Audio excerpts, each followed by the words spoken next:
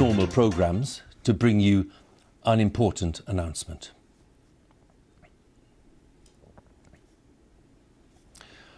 This is BBC News from London.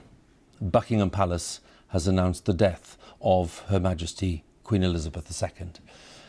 In a statement, the palace said the Queen died peacefully at Balmoral this afternoon. The King and the Queen Consort will remain at Balmoral this evening and will return to London tomorrow.